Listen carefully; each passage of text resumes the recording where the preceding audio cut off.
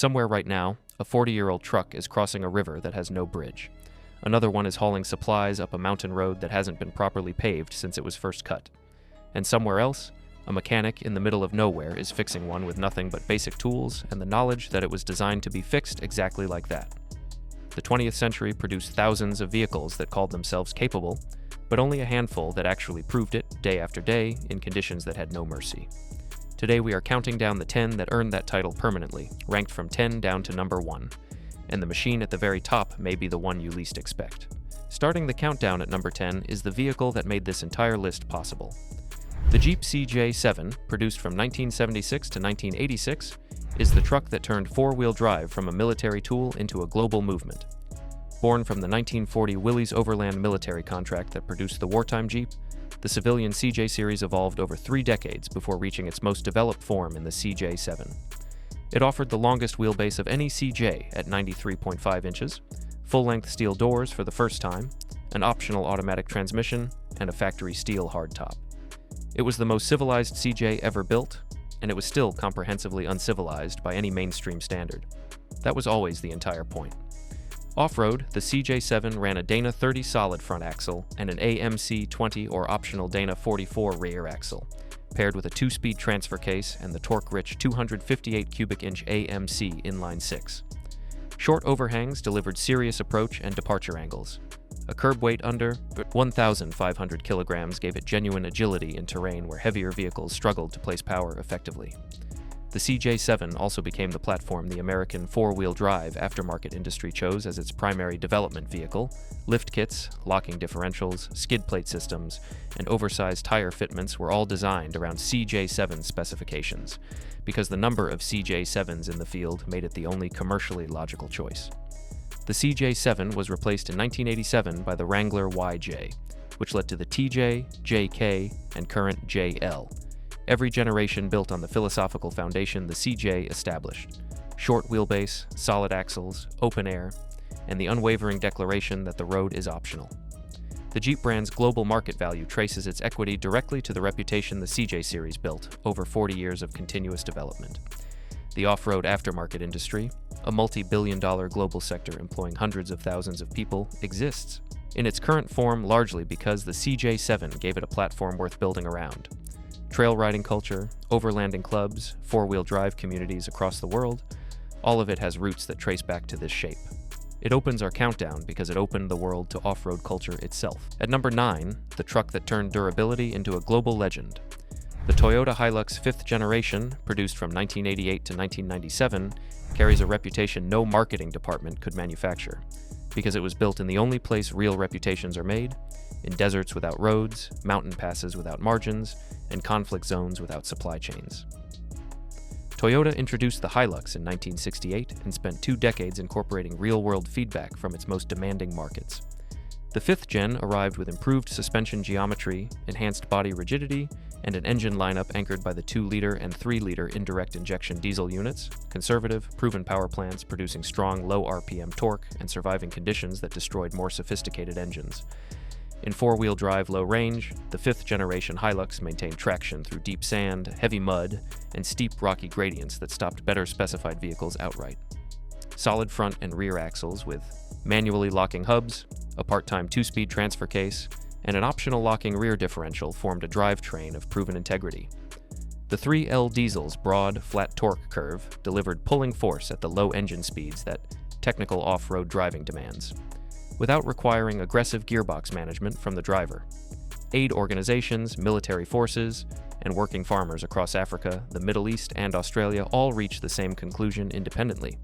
This was the vehicle you chose when you could not afford to be let down. The 5th generation's reputation was demonstrated globally by BBC's Top Gear, where a 1988 example survived seawater submersion, collision with a caravan, placement atop a building during its controlled demolition, and deliberate fire, and continued to operate after each one. The production team reported that sourcing an example to destroy was genuinely difficult because owners refused to give theirs up. That response, from people who had owned and worked these trucks for nearly 2 decades, was itself the most honest and authoritative review the Hilux has ever received. Toyota's subsequent generations have consistently targeted the standard the 5th gen established. It remains one of the most widely copied and most sincerely admired light trucks ever produced anywhere in the world, and the engineers who built it never had to say a word about it. Number 8 is one of the genuine tragedies of American automotive history. The International Harvester Scout II, produced from 1971 to 1980, was a vehicle of real capability, innovative engineering, and lasting influence. Discontinued not because it failed, but because the company that built it ran out of time. International Harvester, primarily a maker of farm equipment and commercial trucks, introduced the original Scout in 1961, a compact four-wheel drive utility vehicle that predated the Ford Bronco by 5 years and influenced every compact American off-roader that followed.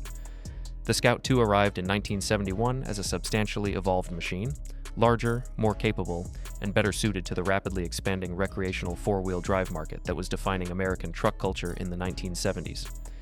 The Scout II's engineering was excellent by any objective standard.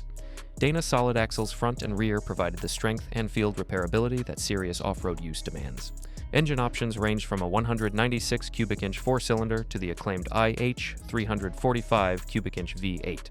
Strong, durable, and well-regarded by mechanics and drivers alike.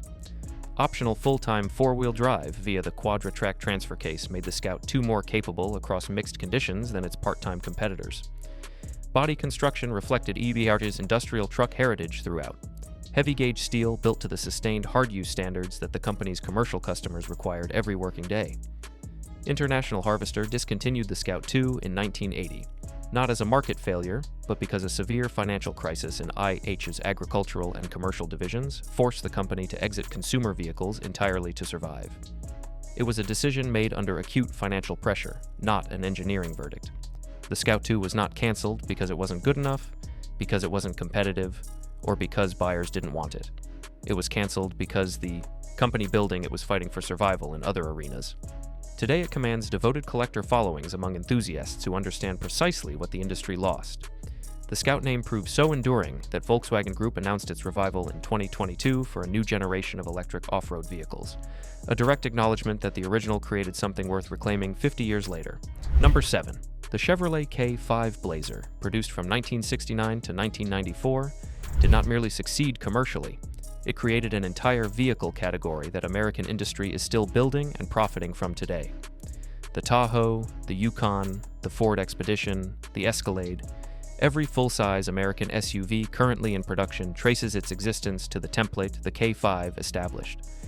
Chevrolet built the K5 on the proven C/K full-size truck platform, giving it immediate engineering maturity and a cost advantage over purpose-built competitors. It arrived for the 1969 model year with a full-size body, a removable steel hardtop, and V8 engine options that delivered exactly the performance American buyers expected from a Chevrolet.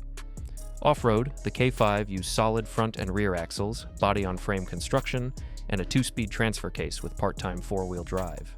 The V8 engine range, from a 307 cubic inch small block up to available 350 and 400 cubic inch options, delivered torque that smaller competitors couldn't match in demanding conditions where sustained low-speed pulling power counts. The full-size wheelbase provided stability in high-speed off-road situations where shorter vehicles became unpredictable. The turbo-hydromatic automatic transmission made it accessible to inexperienced drivers, while optional locking rear differentials kept it genuinely capable for those who knew how to use it. The K5 introduced millions of American families to a full-size four-wheel drive vehicle as an everyday choice rather than a specialist tool. And that shift permanently changed the American automotive market in ways that are still playing out today. When GM replaced it with the Tahoe and Yukon in 1995, those vehicles inherited the K5's platform, market position, and loyal customer base. The Tahoe has since sold in the millions across 3 decades and continues to define the American full-size SUV segment globally. The K5's mechanical and commercial DNA runs through every full-size GM truck and utility vehicle currently in production. In 2019, Chevrolet revived the Blazer nameplate on a crossover, a decision that generated heated debate among K5 enthusiasts, who felt that a name that iconic deserved a body-on-frame truck with a solid axle underneath it. At number 6, the British icon that refused to be anything other than exactly what it was. The Land Rover Defender 110, launched as the 110 in 1983 and carrying the Defender name from 1990, turned a utilitarian agricultural vehicle into one of the most universally recognized shapes in automotive history, not through advertising, but through decades of quietly working on every continent on Earth. Its most significant engineering advance over previous Land Rovers was the complete replacement of leaf spring suspension, with long travel coil springs on all four corners, a fundamental improvement that dramatically increased axle articulation, improved cross-country ride quality, and delivered better off-road traction than any Land Rover before it. The Defender 110's permanent four-wheel drive with a locking center differential and two-speed transfer case delivered continuous power to all four wheels, with genuine low range for demanding terrain. Coil-sprung live axles provided articulation that maintained traction on surfaces where progress seemed improbable. The 200 TDI turbo diesel from 1990 and the 300 TDI from 1994 delivered strong, low RPM torque from engines proven across hundreds of thousands of kilometers of hard service. Approach and departure angles were built for serious terrain. Ground clearance was generous. Aluminum body panels, a Land Rover constant since 1948, did not corrode, a decisive advantage for vehicles expected to work outdoors for decades. Defender became standard issue for the British Army across multiple operational theaters and was specified by the ICRC and UNHCR for global field deployments. National Park Services, mountain rescue teams, and agricultural operations on every continent adopted it as a professional tool of genuine dependability. It was present at natural disasters, in active conflict zones, on polar expeditions, and on the same Welsh farms where the entire concept had originally been born. The original Defender went out of production in January 2016 after 68 consecutive years, one of the longest production runs in automotive history. Its passing generated international news coverage and public mourning that no automotive brand had experienced in living memory. A redesigned Defender arrived in 2020 with strong commercial success.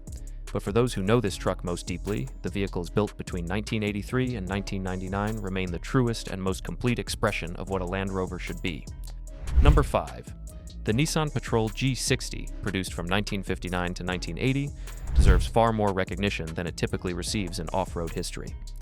Toyota's Land Cruiser tends to dominate conversations about Japanese four-wheel drive heritage, and it has earned much of that attention. But Nissan was building equally capable trucks simultaneously, and the G60 Patrol is the model that established Nissan's credibility in every market where road surfaces are a suggestion rather than a guarantee. Developed in the early 1950s with a direct competitive eye on Toyota's Land Cruiser program, the G60 arrived in 1959 and remained in production for 21 years, a run that speaks directly to the correctness of its engineering. The G60 ran a straight six engine in both petrol and diesel configurations, producing the smooth, broad torque curve that sustained off-road travel demands. Solid axles front and rear provided the robustness appropriate for vehicles operating far from service. Facilities. A two-speed transfer case with genuine low range delivered crawling capability on the most severe gradients, while an optional locking rear differential enhanced traction where the standard differential was overcome. The suspension geometry was tuned for articulation across broken terrain, keeping all four wheels contributing traction simultaneously. In the Australian outback, where a breakdown can represent a genuine survival situation, the G60 built a reputation for absorbing punishment and continuing to operate that its competitors could not match. The G60 established the Nissan Patrol as a globally respected alternative to the Toyota Land Cruiser in markets where vehicles were evaluated by performance in the field rather than brand loyalty, not as a lesser choice, but as a genuinely capable and different one with its own thoroughly earned following. The Patrol lineage continued through the MQ, MK, and Y60 generations, each building methodically on the foundation. The G60 laid across 21 years of proven field service. Original G60 Patrols in good condition are now serious collector vehicles, particularly in Australia, where enthusiasts who grew up working alongside these trucks maintain both the machines and the detailed first-hand knowledge of what made them exceptional. The G60 is the truck that most of the world overlooked, and the people who actually depended on it never forgot. Number 4. The Dodge Power Wagon WM300, produced from 1957 to 1971, proved that four-wheel drive was not just a military specification, it was a civilian necessity. Every full-size American 4x4 pickup that followed owes this machine a direct debt. The Power Wagon's origins trace to World War II, where Dodge WC Series 3/4-ton four-wheel drive trucks built a formidable reputation among the soldiers who depended on them. When veterans returned to civilian work, farming, ranching, logging, utility operations, many understood from personal experience what four-wheel drive meant where roads were absent. Dodge recognized this before any other major manufacturer and launched the first purpose-designed civilian four-wheel drive production truck in 1946. The WM300 arrived in 1957 as the fully matured expression of that concept. The WM300 ran a 251 cubic inch flathead six-cylinder engine through a 4-speed manual transmission and a 2-speed transfer case, driving solid axles front and rear with manually locking front hubs. Payload capacity, frame strength, and ground clearance reflected military-derived engineering at every structural point. A front-mounted power takeoff winch was standard equipment on many configurations, not a recreational accessory, but a working tool for expected operating conditions. Electric utility companies, oil field operators, telephone line crews, municipal public works departments, and ranchers across the American West all specified the WM300 professionally because their daily work demanded a vehicle that could operate where roads did not exist. Production ended in 1971 as Dodge transitioned to the new W Series platform, but the WM300's influence was already permanent. The Power Wagon nameplate, still carried on the Dodge heavy-duty Ram pickup today, remains one of the most enduring badges in American truck history, a living tribute to the reputation this machine built 6 decades ago. The WM300 demonstrated to the entire American automotive industry that civilian professional buyers would pay a premium for genuine four-wheel drive, depend on it daily, and stay deeply loyal to the brand that provided it without compromise. Every full-size American four-wheel drive pickup produced by any manufacturer in the decades that followed was developed with full awareness of what the Power Wagon had proven first.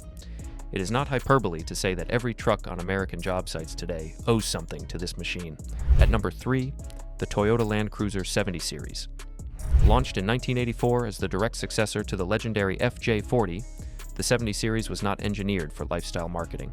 It was engineered for professionals, governments, and humanitarian organizations that depended on Land Cruiser capability in their most demanding environments, and who needed a machine that would maintain that standard without exception. The engineering team made a deliberate choice, sacrificed nothing structural for comfort, maintain mechanical simplicity over technological sophistication, and build an engine that could run on degraded fuel in remote locations. The result was a body-on-frame truck anchored by the 3B and later 1HZ, naturally aspirated diesel engines, units documented in some applications to exceed 400,000 kilometers of service life under basic maintenance. The 70 Series was built in a wide range of configurations: short wheelbase 2-door, long wheelbase station wagon, troop carrier, and single and dual cab pickup, all sharing the same engineering architecture and the same commitment to field repairability above all other priorities. Solid axles, a 2-speed transfer case with true low range, and an optional locking rear differential formed the off-road foundation. When components failed, and in the hands of the 70 Series' most demanding operators they inevitably would, the parts were standardized, globally stocked, and replaceable by mechanics with basic tools and basic training in the field. In remote operating environments, that quality was not a minor convenience. It was the difference between a vehicle and a liability. The United Nations included the 70 Series in its official vehicle fleet specifications. Military forces of more than 70 nations operated it. The ICRC and Médecins Sans Frontières specified it for field deployments on multiple continents. None of these organizations chose it based on promotional material. They chose it because field reports from every operational theater over multiple decades confirmed the same conclusion. The 70 Series could be trusted when failure was unacceptable. It remained in production in Australia, South Africa, and the Middle East long into the 21st century, decades after every rival of its era had been discontinued. Ask any aid worker, any mine site supervisor, or any outback farmer what vehicle they want beneath them when a road disappears, and the answer is almost always the same. That kind of trust cannot be bought.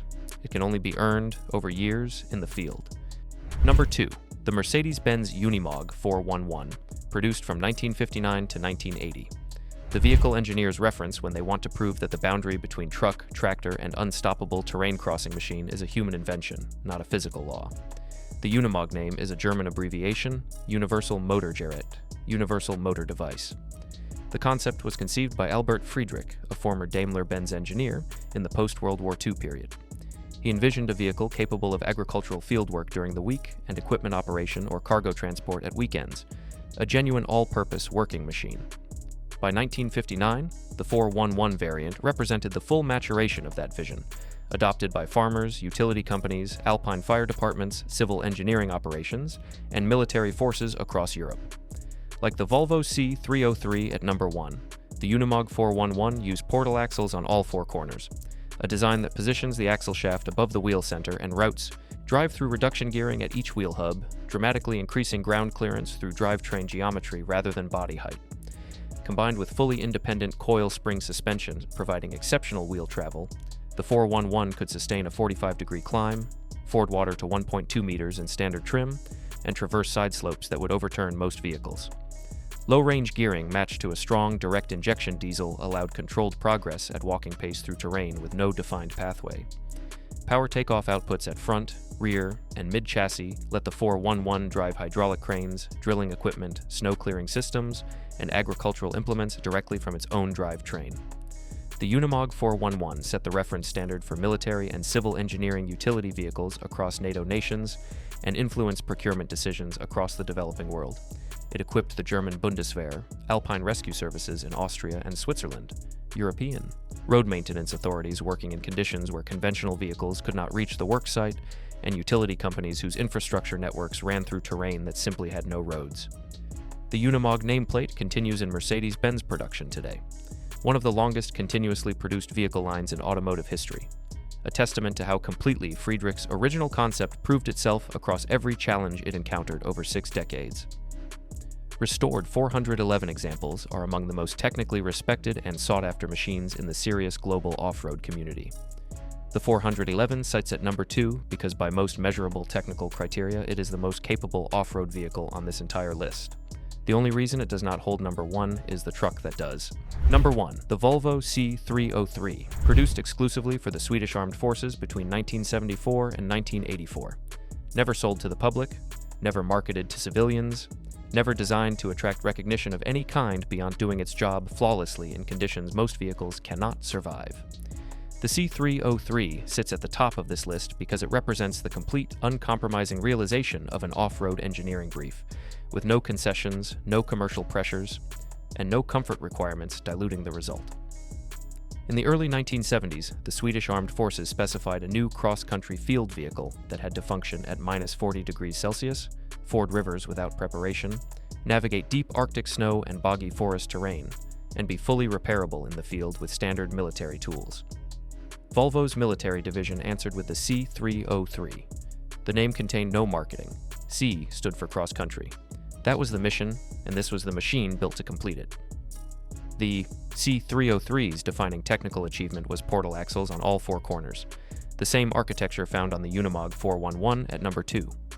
Portal axles position the axle shaft above the wheel center and route drive through reduction gearing at each wheel hub, increasing ground clearance through drivetrain geometry rather than body height. Combined with permanent four-wheel drive, locking differentials on both front and rear axles, and a 2-speed transfer case for controlled crawling capability, the C303 was factory certified to wade 0.8 meters of water without any preparation, and rated for continuous operation at -40 degrees Celsius. The 2.4-liter Perkins diesel in initial production, later replaced by a Volvo turbo diesel, delivered the broad, low RPM torque that extreme terrain demands, maintaining traction at very low speed without requiring specialist skill from the driver. Every component was selected for durability and full compatibility with NATO's standard military. Logistics, ensuring serviceability anywhere within the Swedish defense network. The C303 served the Swedish Armed Forces faithfully through its production decade and continued in active service for years beyond it. As surplus examples reached the civilian market in the late 1980s and 1990s, they were recognized immediately by the farmers, forestry workers, and serious enthusiasts who encountered them. People who understood, the moment they assessed the ground clearance and engaged the drivetrain, that this was something categorically different from anything else available at any price. An international restoration and preservation community has grown around the C303, particularly in Scandinavia, where working original examples are treated with the kind of care and respect that reflects their rarity and their significance. The C303 received no advertising. It entered no consumer comparison tests. It won no awards voted on by journalists or awarded by publications. Its entire reputation was built exclusively by the people who drove it in the only conditions that produce a reputation worth having: in Arctic forests, on frozen lake crossings, in the terrain that convinces every other vehicle to simply stop. The Volvo C303 never stopped. That is why it is number 1. That is why it has always been number 1. 10 trucks, 10 E-Race, 1 standard. and every machine on this list met it without apology. From the Jeep CJ7 that handed off-road culture to the world, to the Volvo C303 that perfected off-road engineering in the silence of the Swedish Arctic and never asked anyone to notice. This is what capability looks like when there are no excuses left to make. Subscribe, leave a like, and share this with someone who still knows the road has always been optional. We will see you in the next one.